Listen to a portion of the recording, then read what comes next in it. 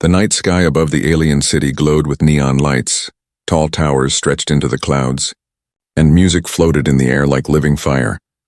The city belonged to the Veyari, an old alien race known for their pride and elegance. Among the shining streets walked a single figure, a man with torn clothes and tired eyes. He was human, a beggar, the last thing the Veyari wished to see near their golden halls. His steps were weak, his stomach empty, and his throat dry. He had not eaten for 2 days. Everywhere around him, alien children laughed. Merchants called out their prices, and nobles carried shining gems in their long robes. To them he was invisible, less than dust. When they did see him, they turned their faces away in disgust. The man stopped before a wide hall of light. The building shone like crystal, and inside music filled the air. He pressed his hands against the cold wall, listening. It was a grand performance by Veyari youth, who were learning the sacred instrument of their people, the lumen keys, a piano of light that answered only to touch and spirit. His heart ached. He remembered Earth before the war. He remembered warm homes, soft voices, and the music his mother once played. But those days were gone. Earth was broken, and humans scattered among the stars as beggars and slaves. The hall's doors opened, and alien laughter spilled out. A group of young Veyari walked outside, shining in silver garments. Among them was a boy, the son of a noble. He was laughing as he struck the glowing keys of a small portable instrument. Sparks of sound floated in the air like living butterflies. The beggar's eyes followed the music. His body trembled with hunger. Yet his soul trembled for something greater. He stepped closer, his voice weak. "Will you let me play for a meal?" The laughter stopped for a second, then exploded louder than before. The aliens bent forward, holding their sides, mocking him. "You?" one shouted. "A human touching the lumen keys?" Another sneered. "The law forbids it, beggar. Go crawl back to the shadows." But the alien boy who carried the small glowing piano smirked. He was cruel, spoiled, and bored. To him, this human was nothing but a toy for his pride. "Very well," the boy said, his sharp teeth shining in the light. "Play then if you dare, if you can make even one of us smile. I will give you food. If you fail, you will crawl away in shame, and never return to this hall." The beggar's heart raced. He could see the crowd forming, aliens gathered, curious, eager to watch the humiliation of a human. The boy placed the glowing instrument before him. Its keys of light shimmered. They were forbidden, sacred, dangerous. A human touching them could mean punishment, even death. The beggar hesitated. His hands were rough and shaking, his body weak. He could almost hear his mother's voice whispering across time. "Do not be afraid, the keys do not judge, only the heart does." He reached out, his fingers hovering above the shimmering lights. The alien crowd laughed louder, some shouting insults, others throwing crumbs at him. But inside the beggar's chest, something old and strong began to rise. The boy leaned forward, mocking. "Go ahead, beggar. Show us your broken human spirit." The beggar closed his eyes. He remembered Earth burning, children crying, soldiers falling. Yet he also remembered songs of courage sung in the ruins. He remembered how music once gave strength when everything else was lost. His fingers touched the first key. A sound like a heartbeat filled the night, deep, raw, and full of pain. The crowd fell silent, their laughter froze. Something inside that one sound shook them. The beggar pressed again and again, each note stronger, each note alive. The alien boy frowned. He had expected foolish noise, but what came was something else, something he could not name. The beggar's music rose like a storm. Soft at first, then fierce, each note carried the sorrow of Earth, the hunger of a man, the fire of survival. The street that once laughed now stood still, eyes wide, hearts trembling. For the first time, the alien city heard a human voice, not in words but in music, and it was not weak. It was not broken. It was powerful. The beggar's hands moved faster. Even as his body shook with hunger, his eyes closed, his heart open. The song was not for food, it was for memory, for honor, for the soul of his people. The alien boy stepped back, his smirk gone. His chest felt heavy and his eyes burned with something strange, something close to fear. The beggar played on, unaware of the silence that had fallen, unaware of the dozens now watching him with wide eyes. The city itself seemed to pause, listening, and then the last note hung in the air, sharp and endless. It rang like truth, and when it faded, silence remained. The beggar opened his eyes, his hands still trembling, his stomach still empty. He looked at the crowd that had mocked him only moments ago. Not one of them was laughing now. The human beggar's hands were still on the glowing keys, His chest rose and fell quickly as if each breath carried both hunger and courage. Around him, the alien crowd stood in silence. Their laughter had died. Their mocking voices had turned into wide eyes and parted lips. The Ve'ari, proud masters of art and sound, had never expected this. A human, a beggar, had touched their sacred instrument. And instead of foolish noise, he had created music that pierced their hearts. The alien boy, the noble's son, forced a laugh. "Enough," he said, though his voice was thinner than before. "It was only one note, a trick of the air. Play more, beggar. Let us see if your luck lasts." The human looked at him. His lips were dry, his body shaking with weakness, yet his eyes carried something fierce, something the aliens could not laugh away. He pressed another key and then another, soft. Trembling sounds filled the night. The music was broken at first, like a child learning to speak. But slowly, carefully, the melody began to form. It was rough but alive. The aliens leaned closer, their ears, sharper than human ears, caught every change. The notes grew smoother. Stronger, they carried weight, they carried memory. One alien whispered, "It feels strange. Why does my chest feel heavy?" Another muttered, "It is only human trickery. Do not be moved." But the beggar continued. His mind traveled back in time. He saw himself as a boy, sitting on earth beside a broken piano, his mother's hands guiding his small fingers, her voice saying softly, "Play not with pride, but with heart. Play for those who cannot speak." His hands remembered. Even when his body was weak, the melody flowed sad and beautiful. The alien boy clenched his teeth. He wanted to mock, he wanted to laugh, but the sound made it impossible. It was not just music, it was a story. Every note told of hunger, of war, of humans standing against despair. It painted pictures inside alien minds. They saw ruined cities. They saw children holding each other in the dark. And yet they also saw courage that refused to die. The crowd grew larger. Aliens from nearby streets came running. Drawn by the strange sound, soon there were dozens, then hundreds. They formed a circle around the beggar, their glowing eyes fixed on him. The beggar swayed as he played, his body weak, his knees nearly giving way, but the music held him up. The keys of light answered his touch. They did not reject him. Some aliens began to whisper, "It cannot be." "The keys accept him," another replied. "Impossible. The law says only the pure of spirit may command them. He is human, he is unworthy." Yet the truth stood before them. The instrument glowed brighter under his hands. The sound rose higher, sharper, filled with fire. The noble boy stepped forward, trying to reclaim control. "Stop!" he shouted, but his voice was drowned in the music. For a moment, the beggar forgot the crowd. He forgot the law, he forgot his hunger. The melody carried him to another world. In his mind, he was not a beggar, not a slave. He was human and he was free. A single tear slipped down his cheek as his fingers struck a soft note. It echoed like a whisper of hope. The aliens gasped. Many of them did not understand why they were moved. Their race was old, cold, proud. They had seen humans as broken. Yet now, in this sound, they felt something powerful. The beggar opened his eyes for a moment. He saw their faces, no longer laughing, but listening, trembling. His heart burned. He pressed harder, his fingers flying over the glowing keys. The melody grew faster, alive with both pain and strength. The alien boy stumbled back, his smirk gone, his hands shaking. He could feel something sharp in his chest. It was shame, he had mocked. But now he could not deny what he felt. Suddenly a loud voice broke the silence. "Enough!" Alien guards pushed through the crowd. Their armor shining, their eyes burning. They raised their weapons. The crowd parted, whispering. The lead guard pointed at the beggar. "You break sacred law, human. You dare touch the lumen keys. You will be punished." Gasps filled the air. Some aliens nodded in agreement. The law was clear. No human could touch the sacred instrument. Yet others hesitated. Their hearts argued against their minds. They had heard something they could not forget. The beggar's fingers froze.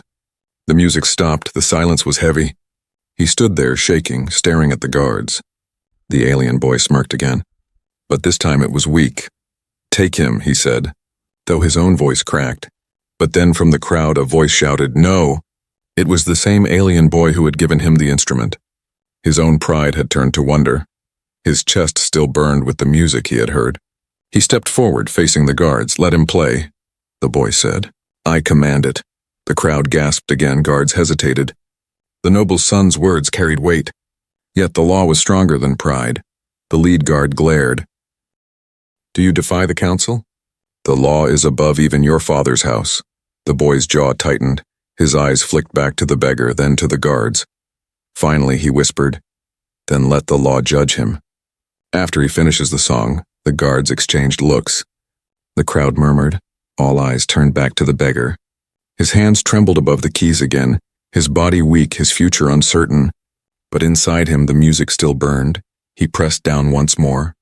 The first notes of a new melody began to rise. The beggar's hands rested on the glowing keys. The guards stood ready, their weapons shining. The alien crowd whispered among themselves. Some wanted the human dragged away. Others wanted to hear more. The law was against him, but the music had already touched their hearts. He pressed down again. The notes rose into the night air. Soft and trembling, the crowd went silent. The guards frowned but did not move. At first, the melody was gentle, like water falling on stone. Then it grew louder, deeper. It carried sorrow, but also fire. The beggar poured everything he had into the sound. His hunger, his pain, his memories. The aliens who had mocked him earlier shifted uneasily. They had laughed at his weakness, but now they felt something strange inside their chests. Some of them looked down, ashamed. The noble boy who had mocked him first crossed his arms, trying to keep his pride. But even he could not stop the tightness in his throat. A merchant alien pushed forward from the crowd. His long cloak shimmered with wealth. He sneered. A human trick. Nothing more. He pulled out a small loaf of food and threw it at the beggar's feet. "Here, beggar, you want a meal? Take it and stop this noise," the crowd gasped. Some laughed nervously, but the beggar did not stop. He did not even look at the bread. His fingers continued to dance across the glowing keys. His eyes were closed. The music rose above the insult. It swallowed the cruelty. It turned shame into strength. The merchant's smirk faded. His hand shook. For though he had mocked, he too felt his eyes sting with unwanted tears. He turned away quickly, hiding his face. The beggar swayed, his body weak, his knees ready to collapse. But the melody carried him forward. Every note seemed to lift him higher, stronger. One alien child whispered to her mother, "Why does it hurt? Why do I feel like I want to cry?" Her mother shushed her, but she too could not explain the ache in her chest. The guards shifted, growing uneasy. Their training told them to stop this human, to obey the law, but their hearts betrayed them. Each note broke the wall of their discipline. The noble boy stepped closer, his voice cracked as he spoke. How do you play like this?" The beggar opened his eyes for a moment. His gaze was hollow yet burning with fire. He whispered, "Because I play not for myself, but for what was lost." And then he struck the keys again. A storm of sound burst forth. It was no longer sorrow alone. It was power, it was defiance. The crowd leaned forward, some covered their mouths. Some clutched their chests. They had never heard music like this. Not even from their own masters. The beggar's melody painted pictures in their minds. They saw ruined earth. They saw hungry children. They saw fire and ashes, but through it all, they saw humans standing, refusing to fall. For the first time, the Veyari felt the human spirit not in words, not in war but in song, and it shook them. The noble boy who had given him the keys clenched his fists. His pride battled with wonder. He wanted to command the human to stop, but his heart screamed to let him continue. Suddenly the beggar's hands slowed. The music softened, the air grew heavy, he was fainting. His body could not keep up with the strength of his soul. His vision blurred, his stomach growled. His fingers slipped once on the glowing keys. The crowd gasped. Some reached forward instinctively, afraid he would collapse, but he forced himself to continue. He pressed one last key, and the sound echoed like thunder across the square. Silence followed. A silence so deep it seemed the whole city was holding its breath. And then, applause. Not from all, but from a few. Hesitant at first, but real. Alien hands clapped, their glowing fingers striking together. Soon more joined, until the sound of approval mixed with the echoes of his final note. The beggar looked up in shock. His lips trembled. He had not expected this. The noble boy's eyes were wet, though he quickly wiped them and shouted, "Do not be fooled. This is against our law." The guards straightened, gripping their weapons. Their orders were clear. The law must be enforced. One stepped forward, his voice cold. "Human, you will come with us. Your crime cannot go unpunished," the crowd murmured. Some nodded, fearing the law. Others shouted, "No! Let him play! Let him finish!" The beggar's knees buckled. He fell forward, barely catching himself on the glowing keys. A soft sound escaped the instrument like a dying heartbeat. The noble boy who had mocked him first suddenly stepped forward. His chest rose with courage he did not know he had. He turned to the guards and shouted, "Stop! He is not finished!" Gasps filled the crowd. The guards froze. The boy was of noble blood. His word carried weight, but the lead guard glared. "The council will not forgive this. Do you dare to protect him?" The boy swallowed. His voice shook, but he stood tall. "Yes, I do." The beggar looked up at him with tired eyes. For the first time he saw not mockery but something close to respect. The crowd held its breath. The guards held their weapons. The beggar's hands rested once more on the glowing keys, and slowly, he began to play again. The music flowed again, trembling but alive. The beggar's hands shook, yet the glowing keys answered his touch with light.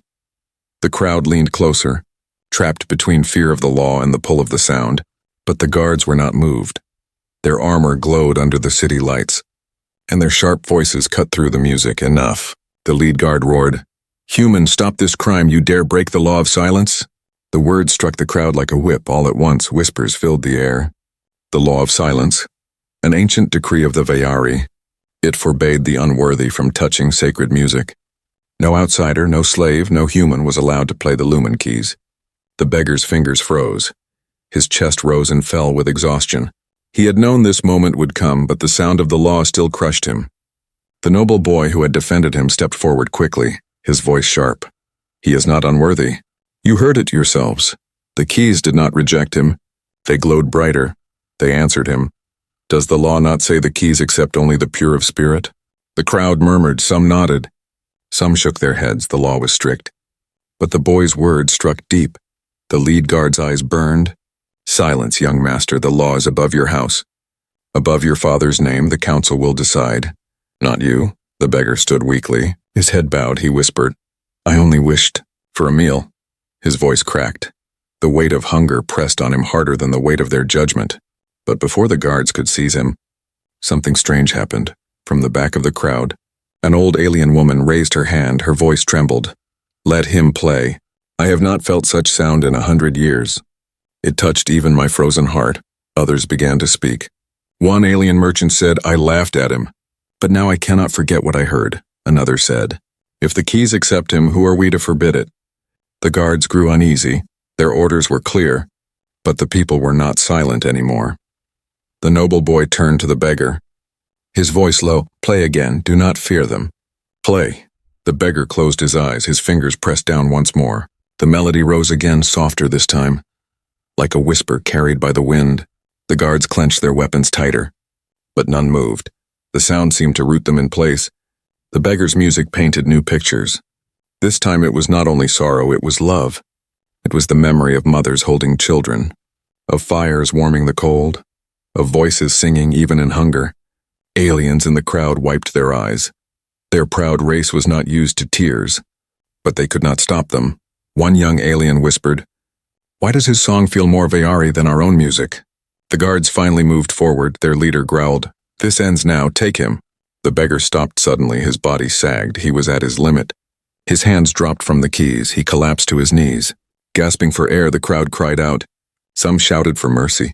Others begged him to rise. The guard stepped closer, ready to drag him away. But the noble boy ran forward, kneeling beside the beggar.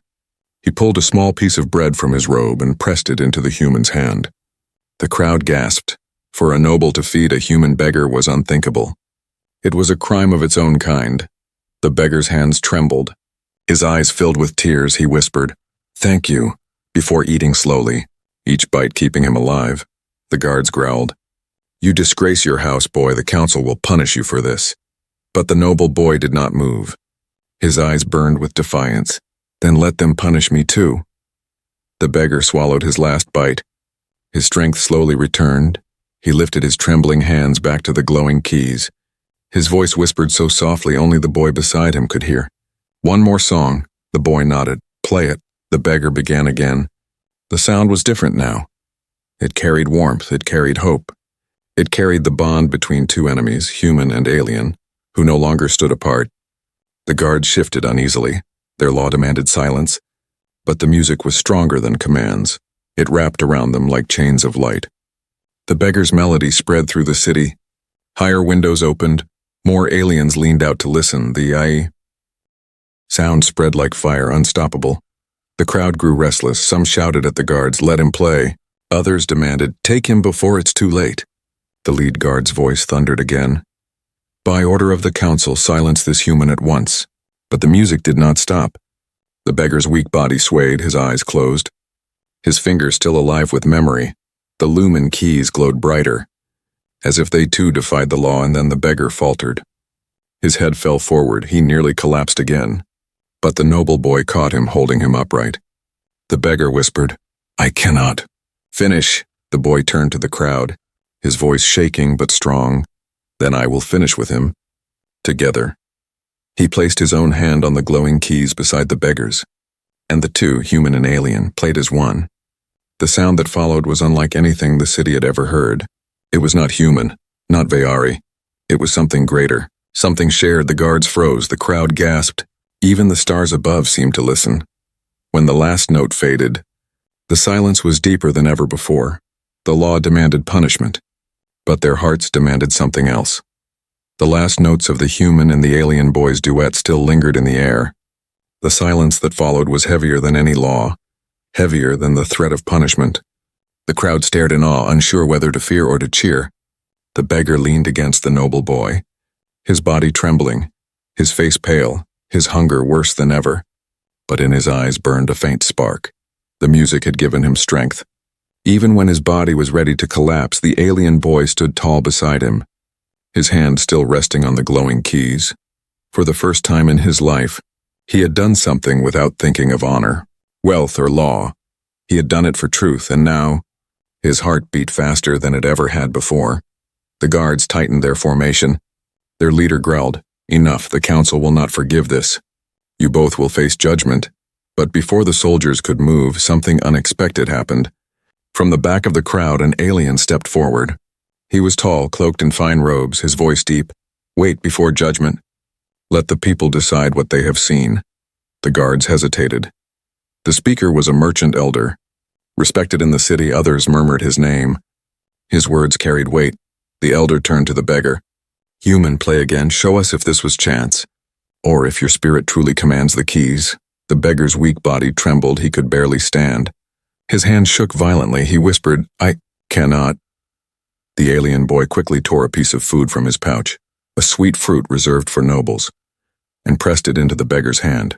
"Eat, you are not finished yet." The beggar hesitated, but hunger was stronger. He ate slowly, the fruit's sweetness filling his mouth. His eyes watered. He had not tasted anything so rich in years. Strength returned little by little. His breathing steadied. He wiped his mouth, then placed his trembling fingers back onto the glowing keys. The crowd leaned forward, every face tense, every ear waiting. The beggar closed his eyes. This time the melody began soft, like dawn rising after a long night. It carried no anger, no sorrow, but warmth, hope, and love. The aliens gasped. Some clutched their chests, others covered their mouths. The sound reached into the coldest parts of their souls and lit a fire there.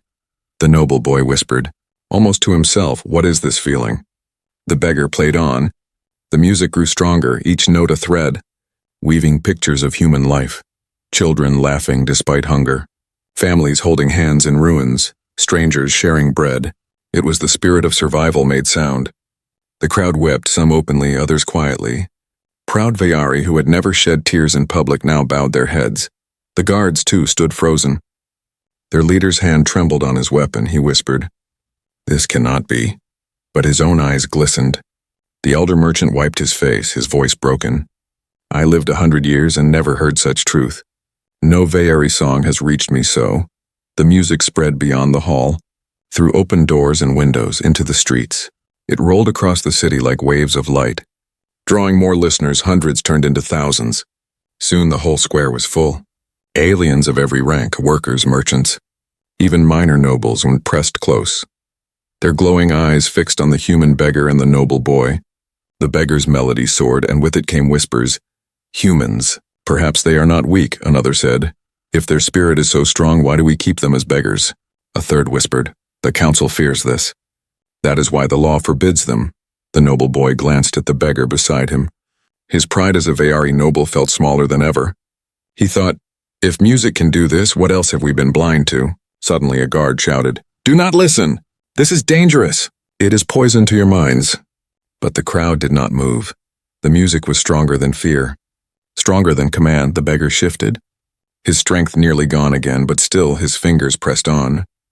The noble boy placed his hand back on the keys. Supporting him together, they carried the melody forward. The harmony grew human and alien. Sorrow and pride, weakness and strength, together, they created a sound that belonged to both species. The square erupted with cries. Some cheered, some sobbed, some shouted, "Let him play forever." The guards grew desperate. Their leader raised his weapon high. "Silence this human now." But before they could move, dozens from the crowd stepped forward. Standing between the beggar and the guards, the elder merchant shouted, "Touch him and you touch us all. We will not forget this night." The guards froze, their orders demanded action. But the people now stood united. The beggar's song slowed. His body was failing, his vision blurred. The last notes escaped like fading breath. When the final sound died, the silence was not empty. It was filled with fire. The crowd erupted into cries of protest, of wonder, of change. "Let him live. Let him play again. Humans are not what we thought." The noble boy stood beside the beggar, his hand gripping the man's shoulder, his eyes fierce, his voice loud. "You see it now. Music does not lie. This human has shown you truth. Will you still bow to a law written in fear?" The crowd roared. Some chanted, "Let him play. Let him play." The guards tightened their ranks. The elder merchant raised his voice. "Enough. This matter is no longer for soldiers. It belongs to the council. Let them hear this truth. Let them decide if law is stronger than music." The guards hesitated, but at last their leader growled, "Very well, the council will decide, but remember, the law is clear, and it does not forgive." The beggar collapsed again, the noble boy catching him before he hit the ground. The crowd pressed forward, not with anger, but with protection. A wall of people between him and the guards. The music was over for now, but its power still burned. The city would never be the same. The dawn came slowly over the alien city. Its towers glowed in pale light, and the streets were filled with whispers.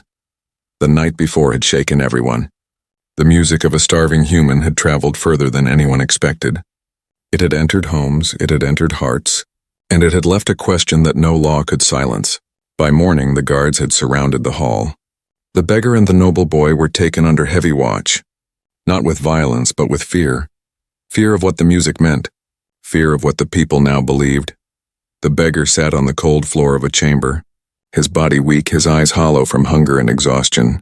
The noble boy sat beside him, his chin high but his heart trembling. Together they waited. At last the doors opened, and the council of the Veyari entered, 7 tall figures in long silver robes. Their eyes glowed like cold fire. Their voices carried weight that could bend even the proudest noble. The lead counselor, an old alien with skin lined by centuries, spoke first, his voice deep and sharp. "Human, you stand accused of breaking the law of silence. You touched the sacred keys. You played music forbidden to your kind. Do you deny this?" The beggar lifted his head slowly, his voice weak but steady. "I do not deny it. I asked only for a meal. But when the music came, I could not stop it. It was not mine alone. It was something greater." The counselor's eyes narrowed. "Greater? Do not speak such arrogance. You are human, broken and weak. You are nothing here. Your kind lost the war. You live only by our mercy." The noble boy rose to his feet, his voice sharp. "He is not nothing. You all heard the whispers across the city. The people are speaking of him. They say his music touched them. They say it carried truth." The counselors turned their glowing eyes on him. One hissed, "And you, son of House Kareth, you gave him the keys. You disgraced your blood. You risk rebellion with your foolishness." The boy's fists clenched. He stood taller. "If protecting truth is disgrace, then let it be." I saw the keys glow under his hands. I felt the song myself. "You cannot deny it." The chamber grew tense. The counselors leaned forward, their voices sharp as blades. Another counselor spoke. "The keys respond only to purity of spirit. That is why they are sacred. If they accepted a human, it is dangerous. It means he is not weak. It means humans are not broken." The others murmured. Uneasy, for centuries the Veyari had lived believing humans were less. A failed species, yet last night their law had been shaken by a beggar's song. The lead counselor slammed his hand on the table. "Enough. This is why the law exists. To protect us from corruption, the human must be silenced before others believe his lie. The noble boy shouted. It was no lie. His voice echoed. You fear him because he showed you something you cannot control. The beggar lowered his head, his voice soft. I did not mean rebellion. I did not mean war. I only wanted to play, to remember my people. If that is crime, then I am guilty. The council chamber fell silent. The beggar's words carried no defiance, only sorrow. And that sorrow stung deeper than any threat. One younger counselor, her voice calm but cold, spoke. If we let this continue, the people will turn against the law. Music is dangerous. It spreads faster than fire. We must crush it now. Another counselor shook his head. And if we do, will the people forget what they felt? No. They will remember. They will whisper. They will resist. The boy is right. The more we forbid it, the stronger it will grow, the counselors argued, their voices rising and falling. Some demanded the human's execution. Others demanded exile. A few spoke of mercy. The noble boy stepped forward again. His young face burned with courage. If you punish him, punish me as well. I gave him the keys. I stood beside him. His music became mine. You cannot divide us now. The chamber shook with gasps. To stand with a human beggar against the council itself was madness. Yet the boy did not lower his eyes. The counselors glared at him, but in their silence was fear. They feared not only the human but the noble child who dared to speak against them. The lead counselor's voice cut through the air like ice. So be it. The human will not be executed. Not yet. Instead, he will play before the High Council one last time. If his song is false, if his spirit weakens, he will die. If his song moves no one, he will be silenced forever, and you, boy, will share his fate. The chamber erupted with whispers. The people outside the hall murmured. For the first time, the fate of a human beggar and a noble boy would be decided not by war, not by law, but by a song.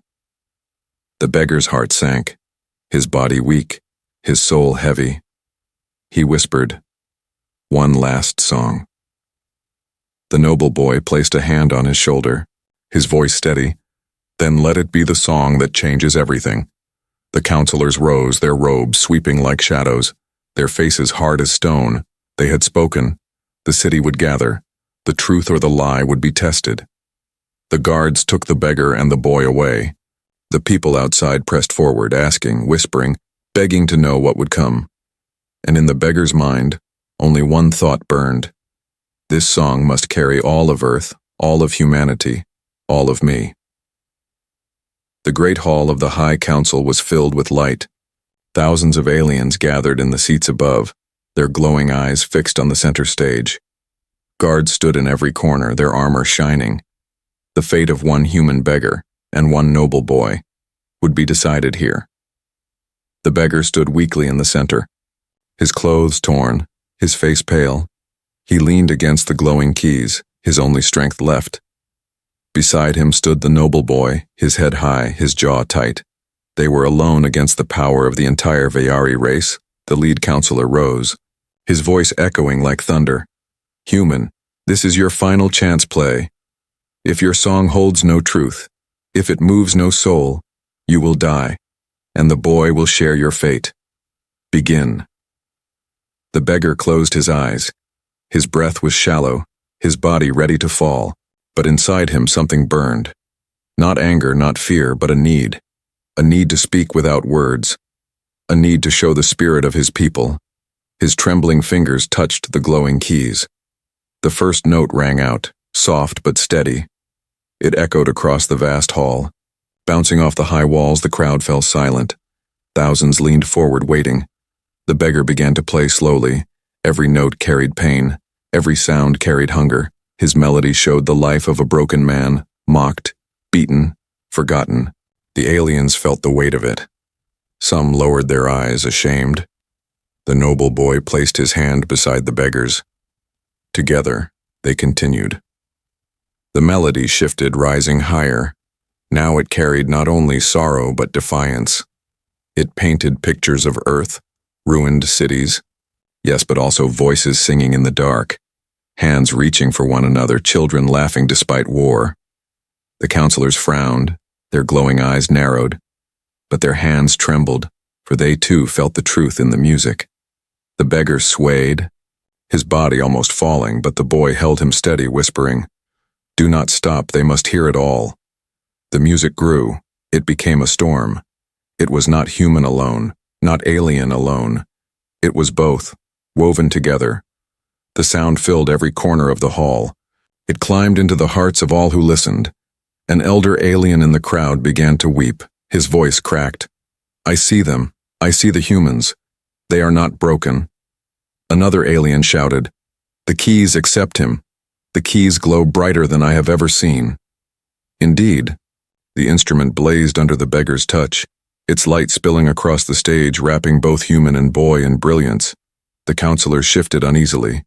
Their law demanded silence, but the keys themselves had chosen. The keys had spoken louder than the law. The beggar's song softened. It became gentle, tender. It showed not war but love, not loss but hope. A mother rocking her child, a friend giving bread to another, a man and an alien standing side by side. The crowd sobbed. Their pride melted. Their cold hearts cracked. They could not deny it anymore. This music was truth. The beggar pressed the final keys. The last note hung in the air, bright, endless. It echoed like a heartbeat that belonged to both species. Then it faded, leaving silence. The beggar collapsed forward. The boy caught him before he struck the ground. The human's eyes were half closed, his voice barely a whisper. That was all I had. The hall remained frozen, the silence heavier than stone. Then slowly, like a wave, the sound of clapping rose, first one alien, then another, then hundreds, then thousands. The great hall shook with thunderous applause. The counselors stood still, their faces hard, but their eyes betrayed them. Some shone with unshed tears. The lead counselor's voice finally cut through the storm, trembling with rage and fear. "This cannot be. The law is clear. Humans are forbidden." But the crowd shouted back, "The law is wrong. The keys have spoken. The music is truth. Humans are not weak." The noble boy raised his voice, louder than the council. "You cannot silence what the people have heard. You cannot erase what the keys themselves accepted.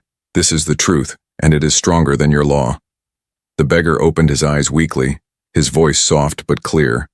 "I did not ask to break your law. I asked only for a meal. But the music, it belongs to no one, not to humans, not to aliens. It belongs to every heart that listens." The hall roared with agreement. The crowd stood chanting, "Let him play, let him play." The guards hesitated. Their orders clashed with the will of the people. Even they felt the fire in their own chests. The counselors whispered among themselves. Their power was slipping. The law had never been questioned so openly, and now an entire city stood against them. Finally, the youngest counselor, her voice trembling, whispered, "If we punish him, we will lose the people. If we allow him, we will lose the law. Either way, change has come." The lead counselor's hands shook. His voice cracked with fury. "Then let history record that a beggar's song shattered an empire." The beggar closed his eyes again, his body weak, but his spirit burning. He had no strength left to play, but his song already lived inside the hearts of thousands. The noble boy looked down at him, whispering, "You have changed everything." The guard stood still, the council trembled, the crowd roared, and above it all, the silent keys still glowed, waiting, as if ready for the next hand that would dare to play.